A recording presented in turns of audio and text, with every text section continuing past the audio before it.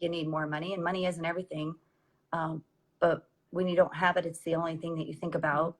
And then the simple things that money can't buy, like having the ability to pick up my kid from school, time, money cannot buy time. Those are things I never really had because of having a baby at 19. And there's a lot of people that can relate to that. Or just even having a family, you feel like, you're juggling jobs and kids, and you're limited on your time. Then there's sleep and all of those things. And I got tired of being tired. I got tired of being broke, I got tired of all those things, and I wanted freedom. I wanted a way out. And I've always been a big dreamer, and I feel insanely blessed to have found what it is that I have and who it is that I have it with, people like you and our group, because at the end of the day, it doesn't matter if you make $1 million if you don't have your core group, your community, your friends, and your family. It doesn't really matter if you don't have your relationships. And I have that too, and that is priceless. And so my life has definitely changed because of this industry and the people that I met. So Yeah.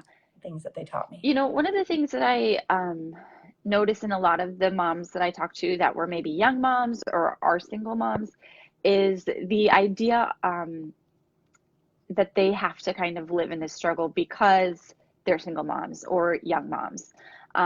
They feel like maybe they don't quite deserve that high level of success, or they're not worth it. What can you, like, did you ever struggle with that, or what did this industry teach you about Yes. that? Yes.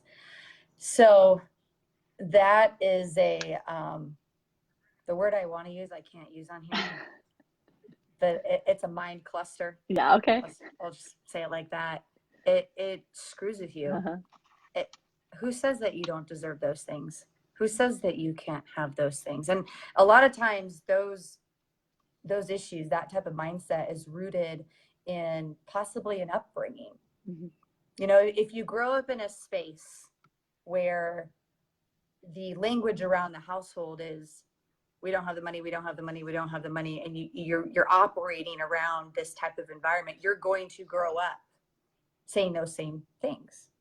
If you grow up with somebody that makes 50 million, they think a lot differently, they act a lot differently, their habits are different. And so, the mindset that somebody doesn't deserve that, or I feel like I don't deserve that. Well, maybe nobody's ever come along to tell you that, or maybe you've been made to feel like you don't deserve that because of a past relationship, because of an upbringing, because of, it could be a variety of different things. And we all have those issues in our life, right? There's times where I feel like I'm not deserving. I can tell you that the first time that I sat in first class, I kind of sat there, I was like I almost, and I don't know of anybody that would say that, because we all walk by first class saying like, what do they do and how do they afford that $2,000 plane ticket? Like, I want to sit right there. I want a comfy chair. And then when you get to that spot and your mindset has not been conditioned, even though you may have the money in the bank account, that's a whole nother issue that you're dealing with. And that could be stemmed from something else. And so to the women that have this deep-seated, I don't deserve that. Naturally, we are nurturers, so we want to give away everything that we have, right? We give life to our children. We give them food. We feed them out of our own body when they first are born, right? That's what we do as mothers. And so I think it's very natural to always give and give and give, but then that becomes so habitual that you're not used to receiving, and then it becomes foreign, and then it feels uncomfortable. I think that could be part of it. And I think women are very guilty of not by their own accord, but not filling up their cup. I have been totally guilty of this. We will give to everybody else and make sure that everybody else is okay and everybody else is fed and everybody else is showered and, husband's taken care of. And for some of you, that may feel like your fifth child. I don't know. You can tell me. And then by the time you're done with all that, you're like, I'm just so that I don't have time to do anything for myself. I just want to go to sleep. Yeah. So how did this industry change that for you? I think that's where that can come from. Getting around people that had the mindset that I wanted. Your associations will determine actions and your habits and your mindset and the direction that you go into, and it makes a huge difference of who you hang out with. If you hang out with broke, unsuccessful, unhappy, negative people, guess what you're going to become? Broke, unsuccessful, unhappy, and negative. If you're hanging around a bunch of people that also feel like they're undeserving, they feel like they're unworthy, you got to change that. But if you're somebody that says, I don't want to feel like that anymore, you need to go change your circle and your associations, or I'm not saying ditch those that you have solid relationships with. So hear me out here. I want to make sure I'm making my point. Start putting new people into your life that have those things that you want. Because at the end of the day, if it comes down to a financial issue and you're somebody that says, I would love to be a millionaire someday. How do I do that? I want to know everything that you know. If you get around 4 millionaires, you're eventually going to become the 5th. If you get around 4 people that have an abundance mindset that can help condition and recondition your mindset to believe you are deserving of that. Who says you can't have that? Why do you believe that? And start picking up their habits and things that they do and the things that they read and the things that they listen to. That's how you're going to get out of it. And it doesn't happen overnight. Yeah. It doesn't happen overnight at all. Not overnight. So tell us about your journey, because it wasn't an overnight thing. What happened with you, and how did you get into this industry, and then all the way up to paying off all that you've paid off and where you are now? Yeah. So I got into it 3 years ago with a skincare company, and I failed miserably. And I did all the things that network marketers do.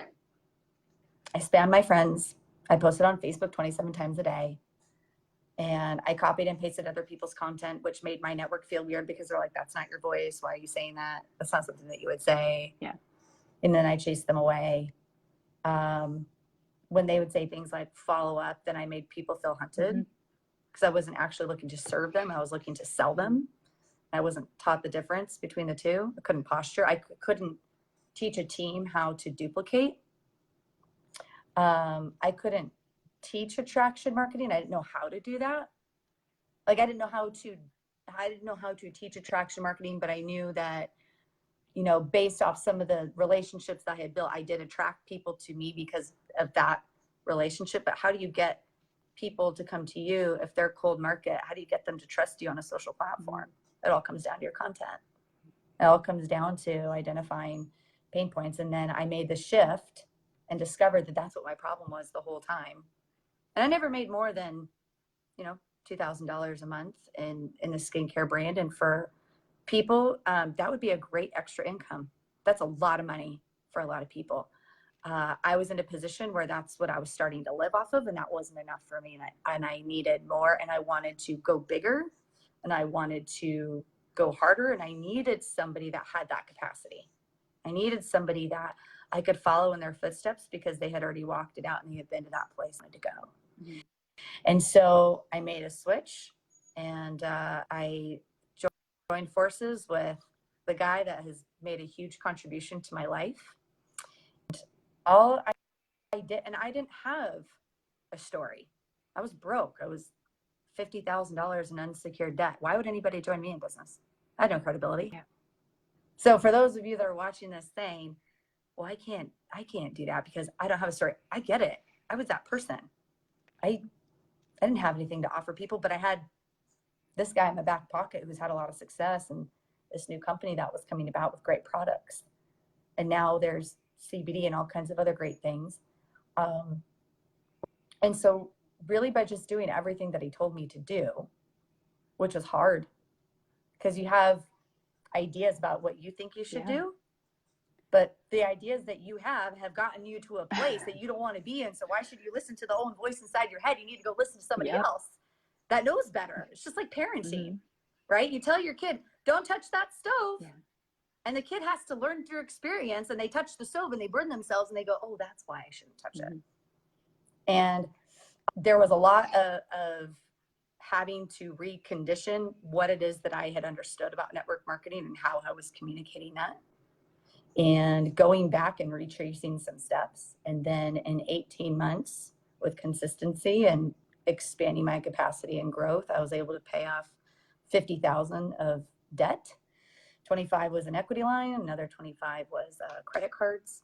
And I'm very close to paying off a mortgage.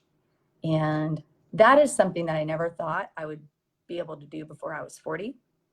And I don't know what it feels like yet, because I haven't done it yet, but I'm really close. And I think that that's going to be my new goal, is to help somebody else pay off a mortgage. Yeah. Because that is like, that's insane. And that's totally possible here. And so many people would love to not have a mortgage payment. If you think about what your mortgage payment is right now, and you times that by 12, that's how much extra money you would have every single year. Yeah. To go do what?